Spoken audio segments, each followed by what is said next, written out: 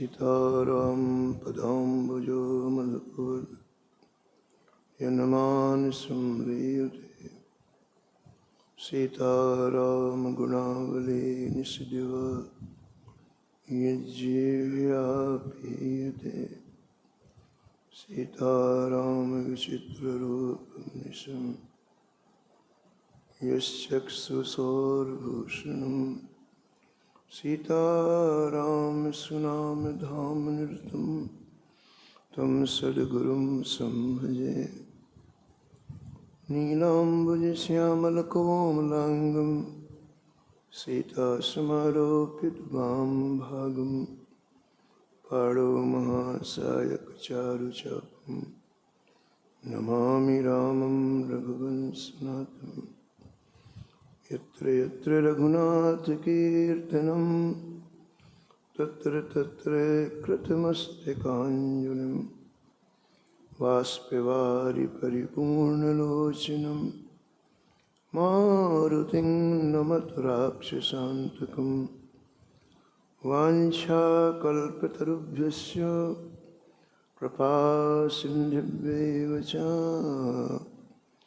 पतितानां पावनेभ्यो श्रीवैष्णवेभ्यो नमो नमः। भक्ति भगवन्त गुरु चतुर्नाम बहु एक, इनके पद वंदन किए नासत विघ्न। हरजु आय विराजिए कथा सुनहु इतिहास, तुम श्रोता या मालुके तुम पद रज ममवास।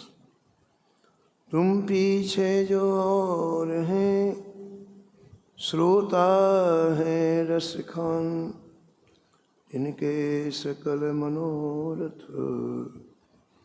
पुरवहु श्री भगवान। राधे राधे गोविंद गोविंद राधे।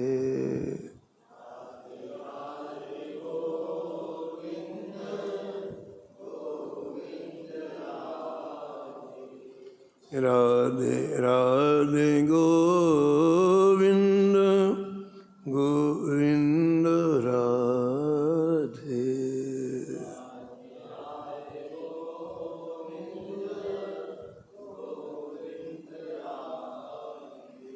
गोविंद राधे बोलो, गोपाल राधे।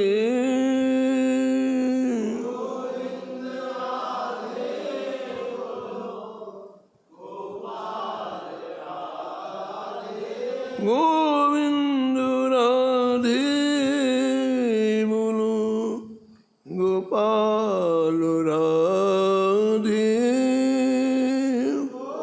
गोविंद राधे बोलो, गोपाल राधे। राधे राधे गोविंद गोविंद राधे।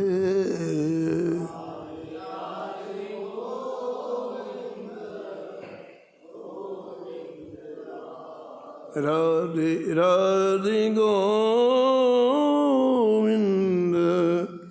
गोविंद राधे।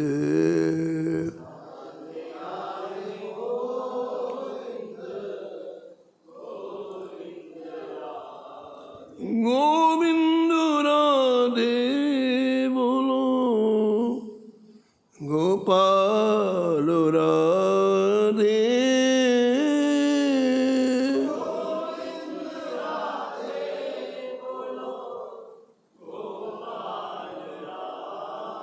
राधे राधे गोविंद गोविंद राधे।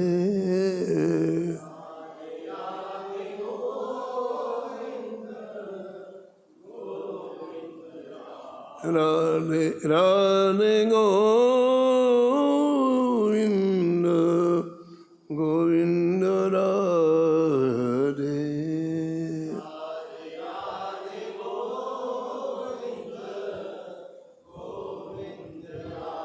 राधे राधे गोविंद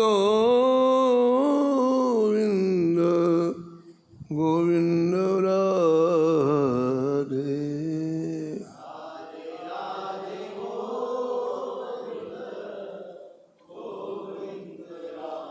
राधे राधे गोविंद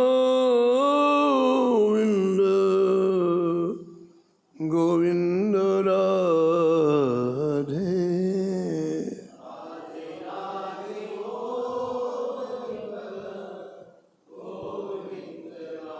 श्री जानकी वल्लभ लाल की, श्री मंगल मूर्ति हनुमान जी महाराज की, परिकर श्री भक्तमाल जी की, सब संत भगवान की, श्री स्वामी अग्रदास जी महाराज की, श्री नाभाजी महाराज की, श्री प्रियादास जी महाराज की, श्री वृंदावन धाम की, श्री बांके बिहारी लाल की, श्री राधा वल्लभ लाल की, श्री गिरिराज जी महाराज की, श्री यमुने महारानी की, श्री राम नाम महाराज की, श्री महाराज जी की जय जय श्री राम।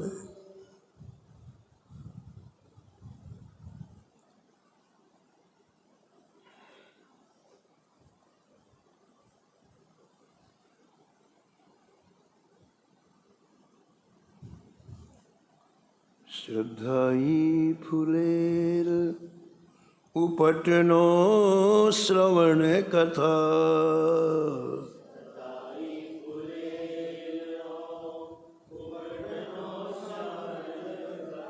मेल अभिमान अंग अंगन छुड़ाइए,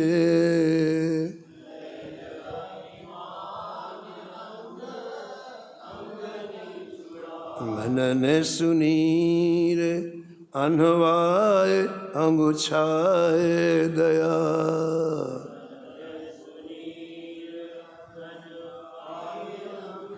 नवनी बसन पनु सोंधुले लगाइए,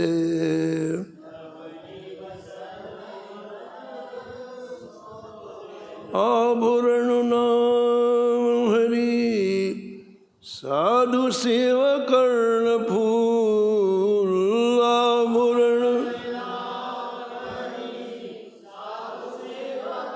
मानसी सुनथ संग अंजन बनाइए,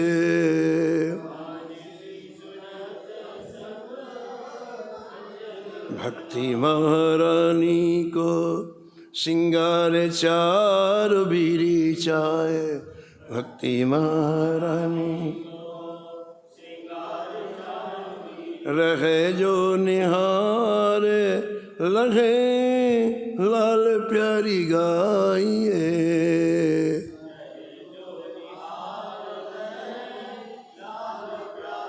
लाल प्यारी गाइए, लाल प्यारी गाइए। प्रातः स्मरणी परम वंदनी श्री भक्तमाल के रचयिता श्री नाभा गोस्वामी जी श्री भक्तमाल में दिव्य भक्तों के चरित्रों का वर्णन किया है। भक्तमाल के टीकाकार श्री प्रियादास जी महाराज ने भक्ति का श्रृंगार दिव्य उपकरणों के द्वारा किया जो आपने स्मरण किया। श्री धाम वृंदावन के परम रसिक संत श्री रूप गोस्वामी पाद ने भक्ति रसामि सिंधु में भक्ति के 64 अंगों का निरूपण किया है। इससे भक्ति दृढ़ होती है, पुष्ट होती है। पूज्य महाराज जी श्री मथुरादास जी महाराज कहते थे कि कभी कभी सिद्धांतों को भी सुनना चाहिए, उससे भक्ति में दृढ़ता आती है। कथा के साथ साथ सिद्धांतों को भी सुनना चाहिए। इन भक्ति के 64 अंगों में 10 अंग ग्रहण करने योग्य हैं, आपने सुने। 10 अंग त्याग करने योग्य हैं। उनमें से मुख्य है विमुख लोगों का संग नहीं करना चाहिए, उससे तुरंत भक्ति की हानि होती है। प्रियादास जी का ये अनुभव है। उन्होंने तो ठाकुर जी से कहा कि चाहे हाथी के पैरों के नीचे मुझे रौंदवा देना, सूली में चढ़ा देना। कितना कष्ट होता है सूली। सूली जानते हो आप? नुकीली, लोहे की नुकीली चीज होती है जो गुदा से डाली जाती है, सिर से निकलती है, उसके ऊपर बैठा दिया जाता है। वो धीरे धीरे शरीर के वजन से वो सूली ऊपर जाती है। भारी, बड़ी भारी कष्ट होती है सूली में। फांसी से भी ज़्यादा कष्ट होता है। फांसी में तुरंत मर गया, सूली में तड़प तड़प के मरना पड़ता है। तो कहते हैं चाहे मुझे आप सूली में चढ़वा देना, ऐसे हाथी के पैरों के नीचे रौंदवा देना, काले सर्पों के बीच में डलवा देना, सिंह के मुख के सामने डलवा देना, लेकिन किसी विमुख का कभी मुख न देखना पड़े। ब्रजजन प्राण कान है, कान करो, भक्ति से विमुखता को मुख ना दिखाई भी। बस 1 मिनट में आपकी चित्रवृत्ति बदल देते हैं। 1 मिनट में पूरे जीवन का कराया चौपट। इसलिए जो त्याग करने योग्य हैं उनमें सबसे पहला है विमुखों के संग का त्याग करना। और ये बड़े बड़े लंबे चौड़े काम नहीं करना चाहिए। बहुत लंबे चौड़े 50 फैक्ट्री खोल ली, 100 मकान बना रहे हैं, इससे भक्ति में मन लगेगा कि 3 तूफान में लगेगा। गोस्वामी ने इसमें लिखा रामायण में, नर विविध कर्म में अधर्म प्रद। बताओ, जितने ज़्यादा काम आप करोगे ना उतना अधर्म आपके अंदर उत्पन्न होगा। नर विविध कर्म अधर्म प्रद, बहु शोक प्रद सब त्याग। और जब आप अधर्म करेंगे तो दुख आएगा ही, शोक आएगा ही।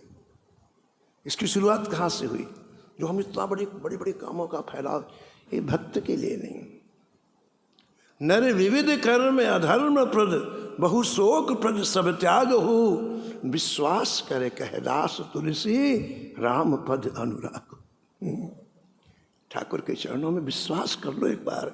ये कामों से किसी को सुख नहीं मिलना है। ये दुनिया भर के जंजाल में किसी को सुख नहीं। अगर मिलता तो ये राजा महाराजा, बड़े बड़े चक्रवर्ती सम्राट सब छोड़ के वृंदावन क्यों आते? बड़े बड़े चक्रवर्ती सम्राट यहाँ के धूल में लौटे हैं और हाथ उठा के कहा है, अरे भैया पछताना पड़ेगा बाद। विश्वास, हमें महापुरुषों की बात में विश्वास नहीं, संतों की बात में विश्वास नहीं। तुरंत कुतर्क करते हैं, अरे ऐसा कैसे होगा, अरे ऐसा कैसे होगा।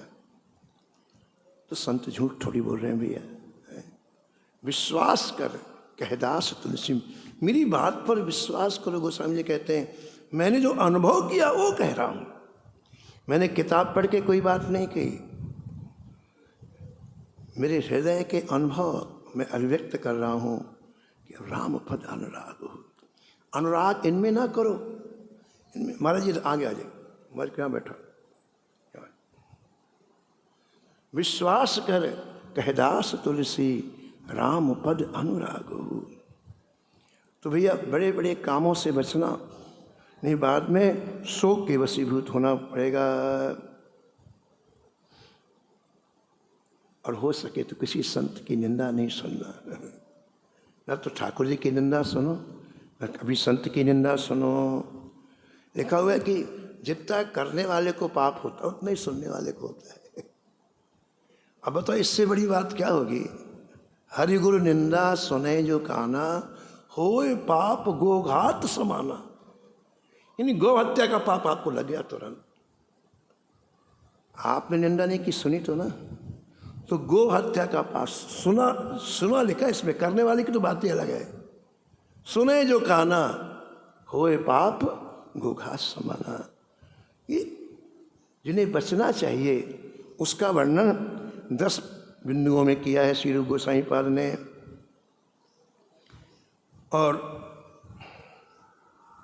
फिर 44 जो अंग हैं उनको धारण करना है।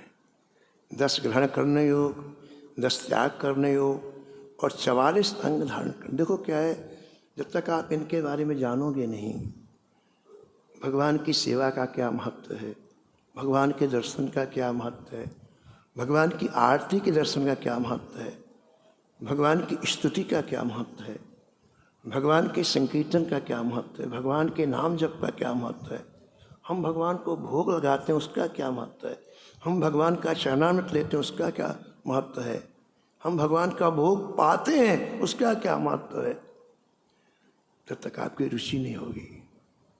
जाने बिनु न होय परतीति, बिनु परतीत होय नहीं। और जब रुचि नहीं होगी तो लगाव नहीं होगा। इसलिए ये बातें जानना बहुत जरूरी है। भक्ति की एक एक अंग का कितना महत्व है, जब ये बात आत्मसात हो जाएगी तो कहीं मन नहीं जाएगा। हम छोटी छोटी बातों के लिए घूमते हैं, ऐसा कर लेंगे तो ये पुण्य मिल जाएगा, ऐसा कर लेंगे, क्योंकि आप जानते हैं कि जहाँ आप खड़े कितनी महत्वपूर्ण जगह में खड़े हैं आप। जिन ठाकुर जी के सामने आप खड़े हैं वो कितनी महत्वपूर्ण जगह, इसका जब आपको परिचय नहीं है थोड़ी थोड़ी जगह वो कभी वहाँ जाए कभी वहाँ जाए कहीं, इन्हें जीवन का भटकाव बंद नहीं होगा। इसलिए इनको जानना चाहिए और उसको जीवन में धारण करना चाहिए। तो 44 संघों में आप सुन रहे थे कि भगवान के जो मालाएं होती हैं, भगवान को जो अर्पण तुलसी जी की जाती है, उस निर्माल का बड़ा महत्व होता है। कभी बिहारी जी की माला मिले, कभी ठाकुर जी की माला मिले, उसे सिर में लगाना चाहिए, हृदय से लगाना चाहिए, अति आदर पूर्वक। उससे न जाने कितने पाप नष्ट हो जाते हैं। उसकी बड़ी महिमा का वर्णन पुराणों में किया गया है।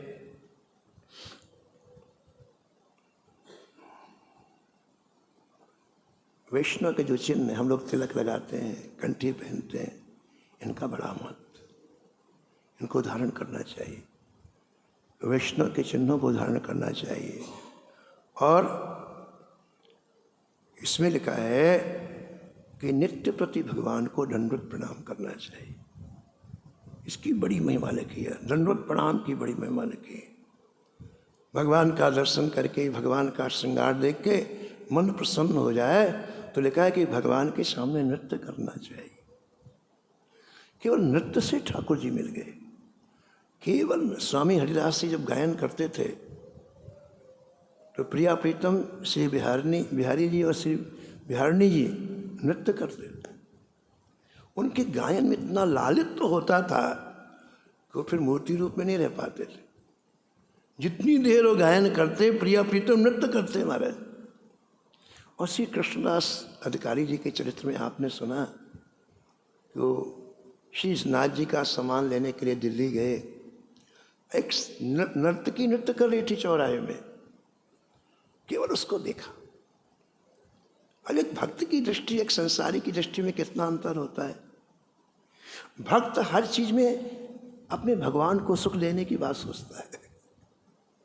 सब्जी मार्केट जाएगा ना, ये सब्जी हमारे ठाकुर जी को कैसी लगेगी, ये फल हमारे ठाकुर जी को कैसा लगेगा, ये माला ठाकुर जी की लगेगी, उसकी एक ही दृष्टि रहती है। संसारी उसको अपने सुख के लिए सोचता है, मैं ऐसी जलेबी खाऊंगा, मैं ऐसा नाश्ता करूंगा मैं। लेकिन भक्त की दृष्टि अलग होती है, वो हर चीज़ में भगवान को देखता है।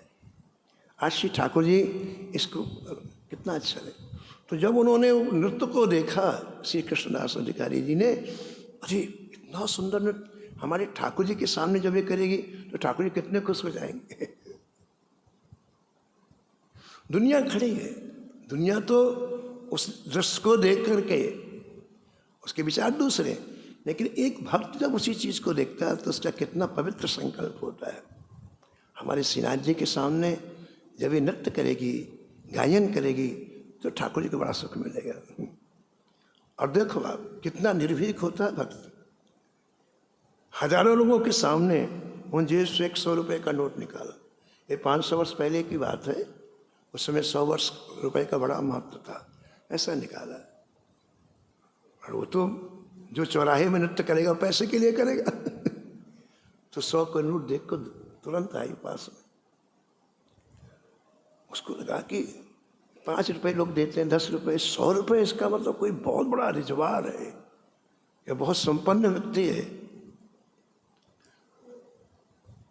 तो नोट लेने के बाद श्री कृष्णदास जी ने कहा, क्या तुम हमारे सेठ के सामने नृत्य कर सकती हो? उसने सोचा जब मुनि में इतना बड़ा है सेठ कितना बड़ा नहीं होगा है? उसने 1 मिनट में हाँ कर लिया। बोले हाँ। तो उन्होंने आगे कहा कि यदि तुम हमारे सेठ के सामने एक बार नृत्य कर दोगी तो दोबारा नाचना नहीं पड़ेगा हमेशा के लिए नाचना बंद हो जाएगा। अब वो और खुश हो गई, इतना देगा कि नाचना नहीं पड़ेगा। सारी व्यवस्थाएं कर दी, लेकिन किसी की परवाह नहीं की कि लोग क्या कहेंगे। उनका देखो, जब व्यक्ति का लक्ष्य पवित्र होता है ना तो किसी की परवाह नहीं करता, और जो लक्ष्य अपवित्र होता है ना तो 24 घंटे उस शंकाओं का शिकार रहता है। कृष्णदास का लक्ष्य था श्री ठाकुर जी की प्रसन्नता, और वो नर्तकी को लेकर के आए श्री गिरिराज जी। बहुत बड़ा आयोजन कराया महाराज, बड़ी व्यवस्थाएं की, और उससे एक बात कही कि देखो, तुम अभी तक जो गाती थी वो नहीं गाना है, हम जो कहेंगे वो गाना है। तुम अभी तक जो वस्त्र पहनते थे वो नहीं पहनना, हम यहाँ के जो वस्त्र तुमको देंगे वो पहनना है, यहाँ का श्रृंगार करना है। इसके बाद तुम हमारे सेठ के सामने ना आ सकते हो। और सुनो, हम तुम्हें 7 दिन का समय देते हैं, जो पद हम देंगे उसके अनुसार नृत्य करना है, उसकी अभिव्यक्ति अपने नृत्य के द्वारा करनी है हमारे सेठ जी के सामने। तो उसने भी सोचा कि इतने बड़े सेठ हैं तो कोई त्रुटि ना हो जाए। 7 दिन तक उसने महाराज 24 घंटे रिहर्सल किया, एक एक पद की लाइन का अर्थ समझ के फिर उसके अनुसार अपने अंगों से उसकी अभिव्यक्ति करना 7 दिन तक किया। कृष्णदास सत्कारी जी ने तिथि निश्चित कर दी, और ठीक श्रीनाथ जी के सामने हमारा आयोजन हुआ। लोग पूछे, अधिकारी जी आज कौन सा उत्सव है, इतना मंदिर सजाया जा रहा है, इतनी व्यवस्था की जा रही है। कृष्णदास जी अधिकारी कहते, एक नृत्यांगना का नृत्य है। अरे क्या मति मारी गई तुम्हारी ठाकुर जी सामने किसी को नचवाओगे आप? बोले आज ठाकुर जी की प्रसन्नता के लिए एक नृत्यांगना का नृत्य है। हम लोग कुछ नहीं बोले, लेकिन भीड़ बड़ी हुई, बहुत लोग आए, नई चीज हो रही थी। उसको बुलाया गया। नृत्यांगना वृष की जो पोशाक है वो पहन करके आई, ऐसा श्रृंगार किया जैसे उन्होंने कहा था, और वो आई, और पहली बार उसने श्रीनाथ जी को अपनी आंखों से देखा। अभी तक कभी वो श्रीनाथ जी का दर्शन नहीं किया था। अब उसको समझ में आया कि सेठ है, वो तो किसी मनुष्य को सेठ समझ रहे, सेठ है। अब देखो, दर्शन का बड़ा प्रभाव इसमें, अभी आगे आप सुनेंगे कि ठाकुर के दर्शन का क्या प्रभाव होता है। पुराण की बात है, पुराण की, ये कोई गप सड़ाका नहीं है। पुराण में लिखा है कि जो व्यक्ति श्री धाम वृंदावन में आकर एक बार बिहारी जी का दर्शन कर ले, एक बार जानकी वल्लभ जी का दर्शन कर ले, वो दोबारा माँ के गर्भ में नहीं आएगा, मुक्त हो गया। ये दर्शन की महिमा है। एक बार लिखा, एक बार, वो दोबारा माँ के गर्भ में नहीं आएगा। तो उसने जब दर्शन किया श्रीनाथ जी का,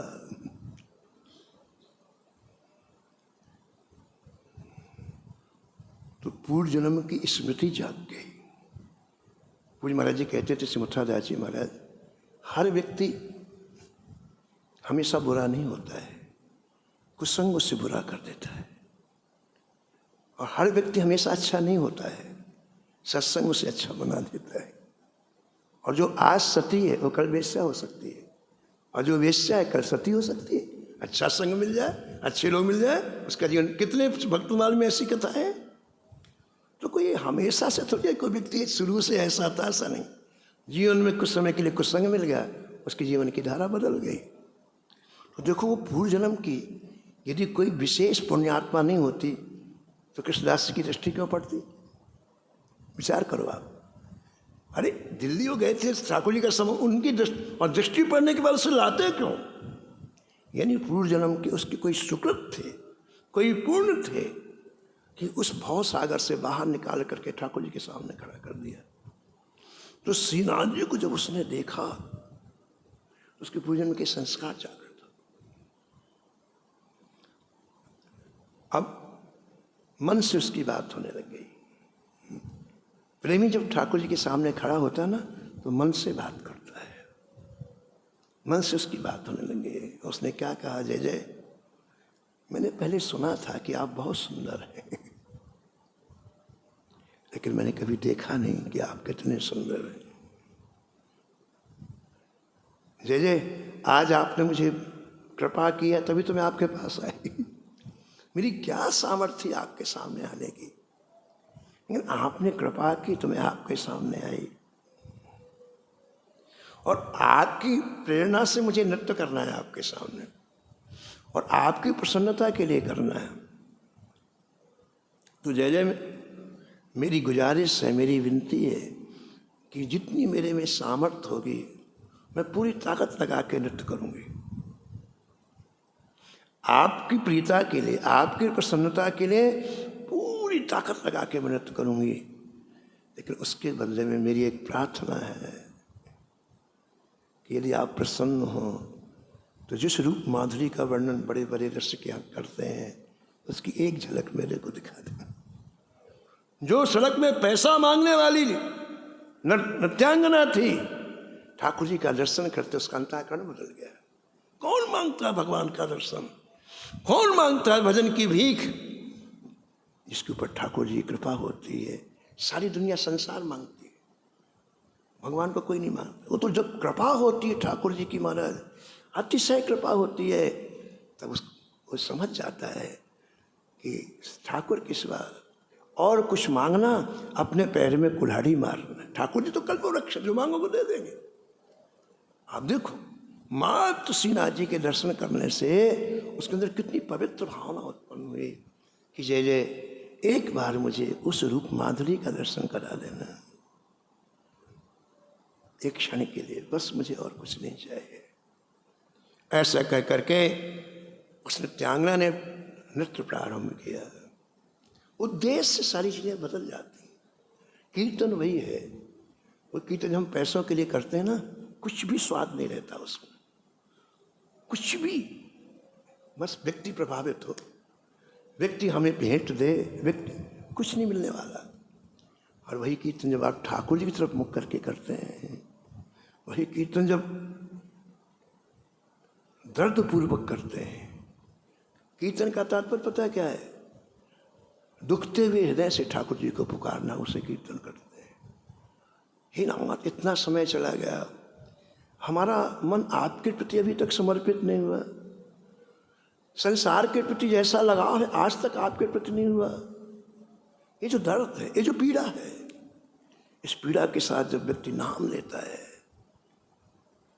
श्री कृष्ण चैतन्य महाप्रभु जी जो जंगल में हरे कृष्ण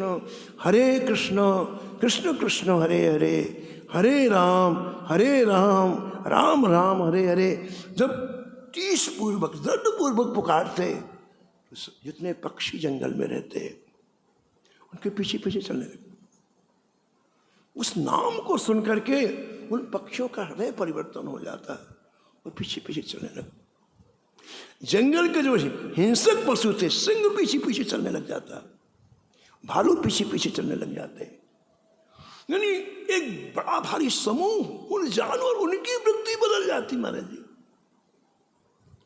जो दर्द पूर्वक नाम लिया जाता है, जो ठाकुर के लिए नाम ले, उसकी अलग महिमा अलग है। तो एक बार उसने हृदय से ठाकुर जी का गायन करना प्रारंभ किया, श्री ठाकुर जी की रूप माधुरी देख करके। सावरी सूरत मोहिनी मूरत,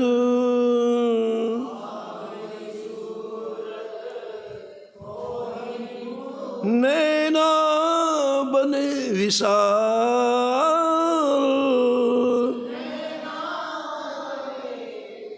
अधर सुधारस मुरली राजत,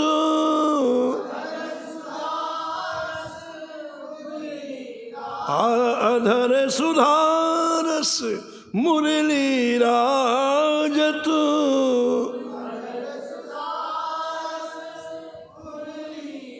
बैजंती माल,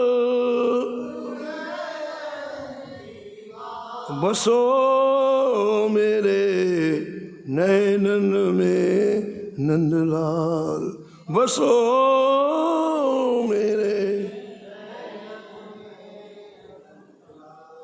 महाराज श्री ठाकुर जी प्रसन्न हो गए और प्रसन्न होते ही अपनी वो झलक दिखाई।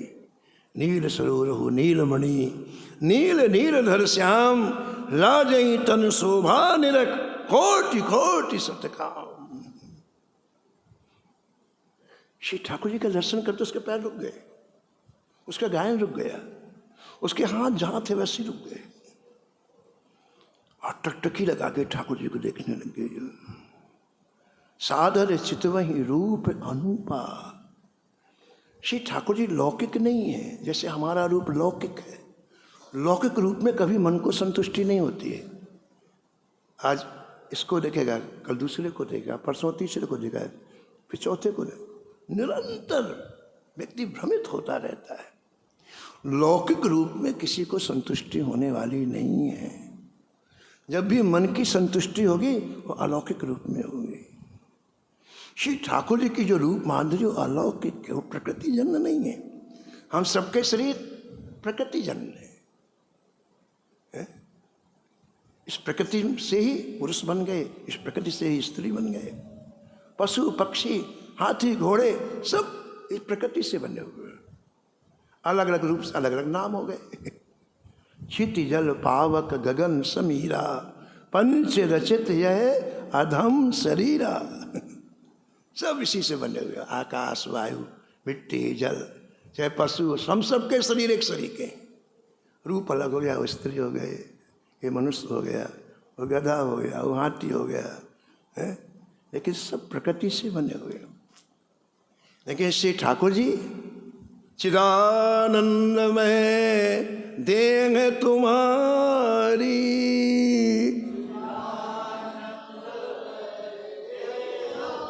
विगत विकार जान अधिकारी।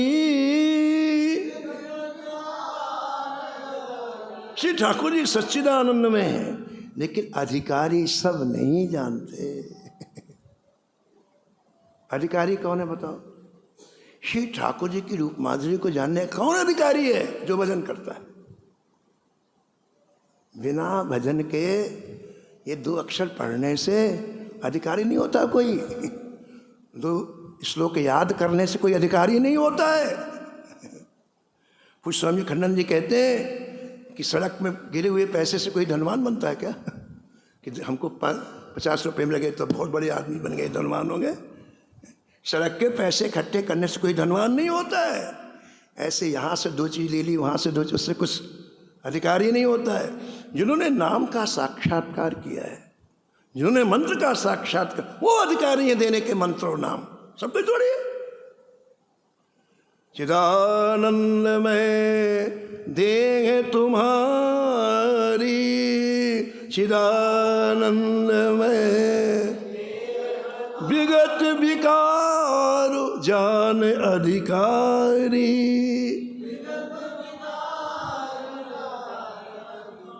तो श्री ठाकुर जी का सच्चिदानंदमय स्वरूप जैसे उस नित्यांगना ने देखा, सब मिल गया हमारे। देखो कितने सुंदर भाव है। एक नृत्य करने वाली, चौराहे में नृत्य करने वाली का जीवन कितनी जल्दी संत के दर्शन से बदलता है, उसकी कथा है। जो 100-100, 500-500 रुपए के लिए पूरा जीवन लगा दिया, आज उसकी वृत्ति बदल गई। आज से ठाकुर जी के दर्शन की मन में उत्कंठा हो गई। और आगे और सुनो, ठाकुर जी के दर्शन के बाद उसके हृदय में क्या भावना आई। ठाकुर जी के दर्शन के बाद उसने संसार की चीज नहीं मांगी। ठाकुर जी तो कल्पवृक्ष हैं, क्या मांगा? कुछ नहीं मांगा। प्रहलाद जी से कहा ना नरसिंह भगवान ने कि मांगो। बोले महाराज मांगने की इच्छा ही खत्म कर दो आप। ये कब तक बनियागिरी चलेगी? 10 माला कर लिया तो ये मिल जाए, 5 पाठ कर लिया तो ये मिल जाए, और ये खत्म कर दो ना। इसी ने सब कुछ नष्ट किया है। ये आपको हृदय में नहीं आने देते, इसको आप समाप्त कर दो। प्रहलाद जी ने कहा ये बात ठाकुर जी से। तो क्या मांगा उस नित्यांगना ने, बताओ। उस नित्यांगना ने बड़ी सुंदर चीज भगवान से कही, भगवान आपने तो मेरे ऊपर कृपा कर दी, आपने इतना अच्छा मुझे दर्शन दे दिया, कहाँ मैं कहाँ आप, लेकिन आप कृपा सिंधु हैं, कृपालु हैं, आपने कृपा कर दी। अब मेरी बारी है। कोई पहली बार चीज देखो तो निछावर करना चाहिए। तो बहुत से लोग पहली बार ठाकुर जी के दर्शन करने आते हैं, हमारे हम निछावर करेंगे, पहली बार ठाकुर जी का दर्शन किया। तो उस नित्यांगना ने कहा कि जय जय, कोई पहली बार कोई चीज देखे ना तो उसे निछावर करना चाहिए। और मैंने पहली बार रूप माधुरी आपके देखी तो मुझे कुछ निछावर करना चाहिए। जय जय, आपके रूप माधुरी जैसी वैसी निछावर भी होनी चाहिए, स्टैंडर्ड की। थोड़ी कोई के जैसे आप इतने सुंदर हैं, इतनी अच्छी निछावर भी होनी चाहिए। तो मैंने अपने मन में देखा कि मेरे पास क्या है आपको निछावर देने के लिए। और निछावर जब मैं आपके सामने, अरे ठाकुर जी के लिए निछावर, हटाओ हटाओ हटाओ हटाओ, न कोई धन, न कोई वस्त्र, न कोई कुछ भी आपके सामने टिक नहीं रहा है। फिर मैंने समझा फिर क्या दूं निछावर। तो जय जय, मेरे मन में विचार आया है कि शरीर में सबसे मूल्यवान वस्तु प्राण है। आपने जैसे मुझे दिव्य दर्शन दिया है, ऐसे मैं आज अपने प्राणों को निछावर करूंगी आपके चरण। एक नित्यांगना कहां से कहां जा सकती है, ये संत दर्शन है। तो 5 रुपए 10 रुपए के नाचती थी, आज वो नित्यांगना श्रीनाथ जी को अपने प्राणों की निछावर करने के लिए जा रही है। कहा नहीं, ऐसा हाथ जोड़े गई और श्रीनाथ जी की चौखट में सिर रखा, प्राण दे दी। कृष्णदास किए प्राण निछावर,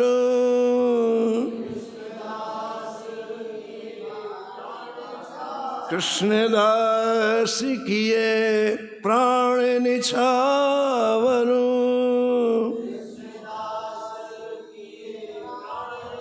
यह तन जग सिर पटक्यो, हाँ यह तन मोह मन गिरधर छवि पर अटक्यो, मोह मनु गिरधर छवि पर अटक्यो। हम ये निवेदन कर रहे थे कि जानने से रुचि होती है। और पूज्य महाराज जी कहते थे कि कभी कभी सिद्धांत की बात भी सुननी चाहिए। तो जो भक्ति के 64 अंग हैं, इसमें हर अंग में भगवान की एक एक बात की महिमा लिखी हुई है। भगवान के सामने नृत्य करने की महिमा लिखी हुई है। ये भी भक्ति का एक अंग है। श्री ठाकुर जी का अर्चन करना चाहिए, ये भी भक्ति का अंग है। श्री ठाकुर जी की सेवा करना चाहिए, ये भी भक्ति का अंग है। श्री ठाकुर जी के सामने पदों को सुनाना चाहिए, उसे वो गीत कहते हैं। जितने रसिक हुए हैं सब गाए हैं, कोई ऐसा रसिक नहीं हो जिसने पदों की रचना न, एक भी नहीं है महाराज जी। क्या है हरवंश महाप्रभु जी, क्या स्वामी हरिदास जी, क्या हरिराम व्यास जी, क्या तुलसीदास जी, क्या मीरा जी, क्या सुर, सब ने गाया है। पूज्य उषा बहन जी कहती थी कि जो पद ठाकुर जी को लक्ष्य के लिए गाया जाता है, ठाकुर जी कान लगा के सुन, एक वर्ड मिस ना हो जाए, एक शब्द। तो इतने उत्सुक ठाकुर जी होते हैं। एक बार वो पद सुना रही थी और कहीं सड़क में मशीन चलने लगी, पानी की मशीन होती है ना, भर भर भर भर भर। तो ठाकुर जी बोले, श्री विग्रह तेज से सुनाओ, तेज से सुनाओ। अब एक बार उन्होंने नहीं सुना कि ठाकुर जी बोल रहे हैं, तो ठाकुर जी खींच के बोले, तेज से सुनाओ। बताओ, ये है। यानी हम जो एक एक शब्द ठाकुर जी के लिए गाते हैं, ठाकुर जी प्रीता पूर्वक सुनते हैं, ये भी भक्ति का अंग है। और महाराज जो अपने 44 अनुसरण करने योग्य हैं, उसमें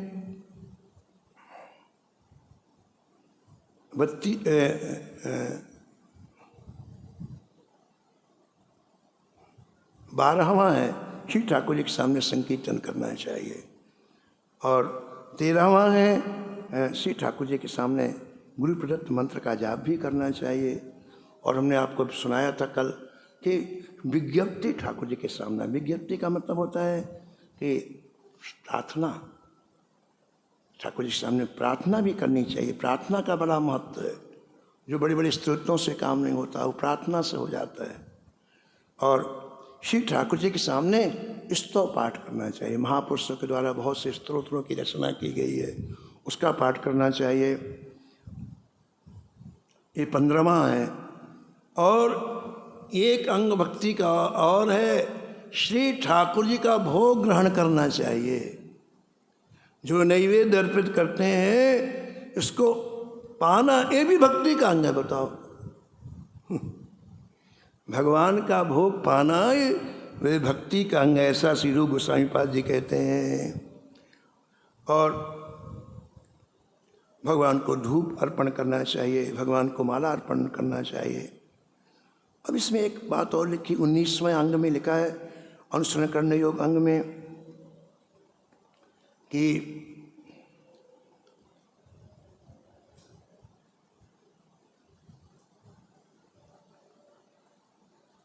भगवान का जो हम नैवेद्य ग्रहण करते हैं उसकी क्या महिमा है। देखो पहले वो सुनो आप। नैवेद्य मन्य तुलसी विमिश्रम विशेषतः पाद जलेन सिक्तम यो वसनाति नित्यम पुरतो मुरारे प्रापनोति यज्ञा युत कोटि पुण्यम। आप जो भगवान का भोग लगता है और उसको पाते हैं दोपहर में, उसकी क्या महिमा है। पद्म पुराण का श्लोक है, लिखा, जो व्यक्ति नित्य श्री तुलसी जी से अभिषिक्त श्री ठाकुर जी का प्रसादान पाता है, उसे कोटि कोटि यज्ञों का फल तुरंत मिल जाता। अयुत कोटि, यानी जिनकी संख्या ही नहीं है। एक उपासना हुई कि नहीं हुई, ये भगवान का प्रसाद पाना एक भक्ति को पुष्ट करने वाले एक अंग हुआ कि नहीं हुआ। भगवान के शरणागत की क्या क्या विशेषता है। लिखा हुआ है कि जो भगवान के शरणागत को रोज ग्रहण करता है, वो भले जीवन में कभी दान ना किया हो, जीवन में कभी यज्ञ ना किया हो, जीवन में कभी वेद पाठ ना किया हो, जीवन में कभी देवताओं का पूजन ना किया हो, ऐसा व्यक्ति भी यदि भगवान के शरणामृत का पान करता है तो उसकी परम गति हो जाती है। न दानम न हविरेशम स्वाध्यायो न सुरार्चनम ते पिपादोदकम पीत्वा प्रयान्ति परमाम गतिम। ये सब पुराणों के श्लोक है। रसिक मुरारी जी का नियम था कि रसिक मुरारी जी रोज संतों का चरणामृत निकलवाते थे, रोज। उनके यहाँ 500 संत निरंतर विराजमान रहते। एक बहुत बड़ी बगीची थी, उनके लिए संतों का आसन लगवा दिया, बड़े बड़े प्रेम से सेवा करते, लेकिन चरणामृत रोज निकलवाते। और हर दिन का चरणामृत अलग अलग मिट्टी के पात्रों में रखते थे। हर दिन का बड़े बड़े मिट्टी के पात्र बनवा के रखे थे। आज का चरणामृत अलग, कल का अलग, परसों का अलग, नरसों का अलग, ऐसा। और सुनो, मूल भक्तमाल में लिखा है चरणामृत की आरती करते, चरणामृत का पूजन करते थे और चरणामृत को साष्टांग दंडवत प्रणाम करते थे। इतना चरणामृत के प्रतिभाव। एक छोटी सी घटना उस लिखी है भक्तमाल जी में। एक दिन सेवक को कहा जल्दी चरणामृत लेके आओ तुम। वो चरणामृत लेने के लिए बगीचे में चला गया। 1 घंटे के बाद वापस आया। पहले चरणामृत लेते थे आप। आपके दिन का प्रारंभ चरणामृत से होता था। कोई चीज पहले चरणामृत, इसके बाद भजन पूजन। तो ऐसा चरणामृत लिया, लेकर पिया। पीते बोला भैया आज स्वाद नहीं आ रहा है चरणामृत में। लो आज स्वाद नहीं आ रहा है चरणामृत में। सेवक ने कहा कि महाराज मैंने तो चरणामृत सब संतों का लिया। बोले नहीं नहीं, जैसे रोज स्वाद आता था स्वाद। अच्छा बताओ किसी को छोड़ा तो नहीं? बोले महाराज जी एक कोढ़ी व्यक्ति बैठ संत के वेश में था, मैंने उससे छोड़ दिया। उसके शरीर से मावाद निकल रही थी, मैंने उससे छोड़ा। अरे बोले वही तो खास है। श्री ठाकुर जी विविध रूपों में परीक्षा करने के लिए आते हैं, जल्दी जा। और तुरंत उनका चरणामृत निकाल के ला। उस कोढ़ी व्यक्ति का चरणामृत लेके आया और फिर चरणामृत दिया। अब स्वाद आया। चरणामृत की बड़ी महिमा है, संत चरणामृत की बड़ी महिमा है। और भगवान के सामने हम जो धूप देते हैं, धूप सौरभ कहते हैं, जो धूप ठाकुर जी को देके वो धूप हमारे पास नाक में आ जाते। अगरबत्ती ठाकुर जी को लगाएंगे या धूप लगाएंगे तो हम प्रसादी रूप में तो आएगी ही ना, यहाँ लगाए तो आएगी नहीं आएगी। उसका क्या महत्व है? ठाकुर जी को अर्पित धूप यदि हमारे नाक से अंदर चली जाए तो उसका क्या महत्व है? कहते हैं कि संसार रूपी जो सर्प का विष हमको चढ़ा हुआ है, ये धूप नाक के अंदर जाते ही तुरंत महाराज वो नष्ट हो जाते हैं। प्रविष्टे नासिकारंध्रे हरे निर्माल सौरभे सद्यो विलम्बायाति पाप पंजर बंधनम अघ्राणम यद हरे दत्तो धूपोच्छिष्टस्य सर्वथा तद्भव व्याल दष्टानाम नस्यम कर्म विशापहम। प्रमाण क्या है बताओ? मीरा जी का चरित्र प्रमाण है। मीरा जी का चरित्र प्रमाण है।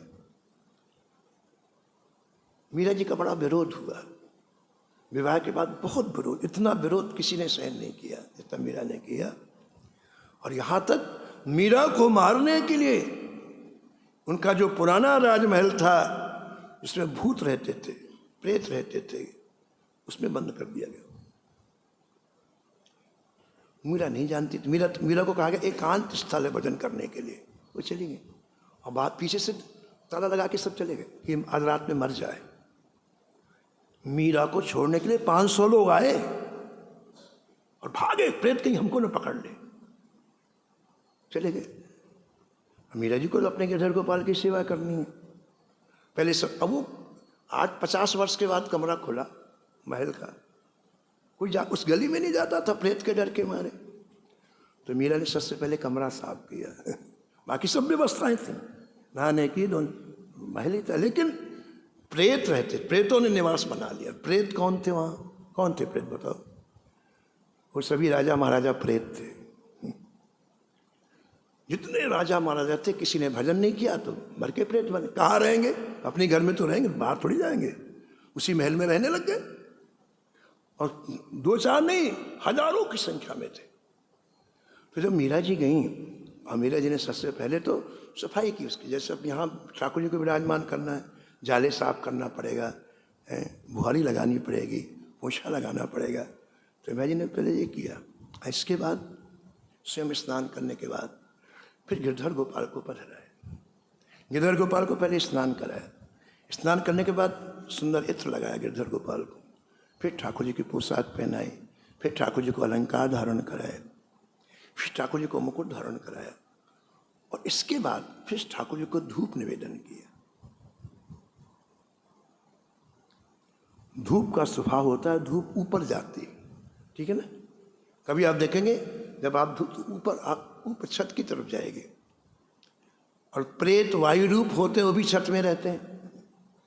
प्रेत का शरीर वायु का होता है, इतने हल्के होते हैं इसलिए छत में ऊपर रहते हैं, आकाश में रहते हैं, नीचे नहीं रहते हैं। तो वायु, वो सब जितने प्रेत थे छत में सब वायु रूप में थे।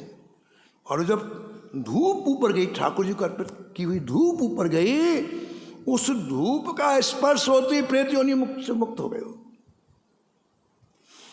कई हजार प्रेत एक क्षण में मुक्त हो गए महाराज जी। और उन्होंने जय जयकार किया, परम भक्ता मीरा जी की। आदमी को सुख मिलेगा तो जय जयकार नहीं करेगा? आप बताओ। कितनी कितनी प्रेत योनि में कितना कष्ट होता है। महाराज जी कहते थे मथुरा राजमान, किसी को जलते हुए अंगारे में खड़ा कर दो, जैसे उसे कष्ट मिलता है ऐसे प्रेत योनि में कष्ट मिलता है।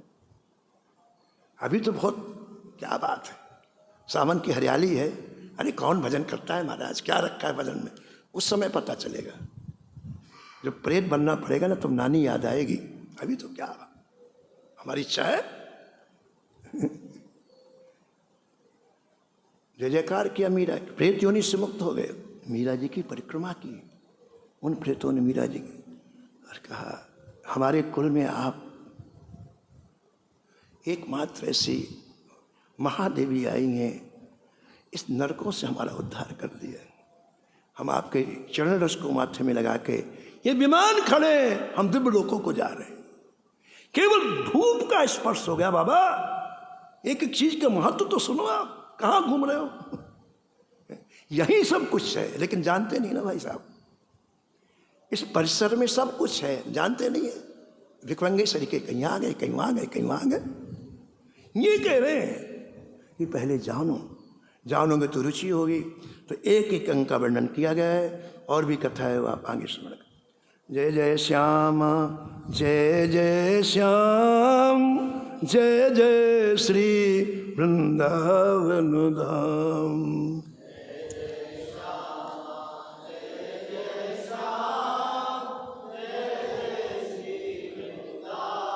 नमो नमो श्री भक्त सुमाल,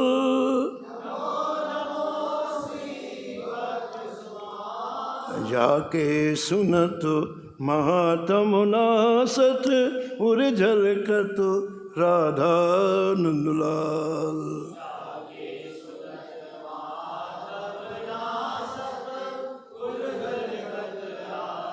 गद गद स्वर पुलकित अंग अंगनी, लोचन बरसत हंसु अनुजाल। उतर जात अभिमान ब्याल विष, लेत जीवाय सुरसुति काल। होत प्रीत हरि भक्त जनन सो, लेत शीघ्र घटी चरण प्रछाल। तजत कुसंग लेत सतसंगति, भाग जगत को अद्भुत भाल। निशिवासर सोवत अनुजागतो, रोम रोम हुए करत निहाल। श्री अग्र नारायण दास प्रिया प्रिय, प्रगति जीवन रस कर साल। नमो नमो श्री भक्त सुमाल। सीताराम सीताराम सीताराम सीताराम, राम जय राधे श्याम राधे श्याम राधे श्याम राधे श्याम। श्याम जय सीताराम सीताराम सीताराम सीताराम, राम जय राधे श्याम राधे श्याम राधे श्याम राधे श्याम। जय सीताराम सीताराम सीताराम सीताराम, जय जय राधे श्याम राधे श्याम राधे श्याम राधे श्याम। श्री जानकी वल्लभ लाल की, श्री मंगल मूर्ति हनुमान जी महाराज की, सपरिकर श्री भक्तमाल जी की, सब संत भगवान की, श्री स्वामी अग्रदास जी महाराज की।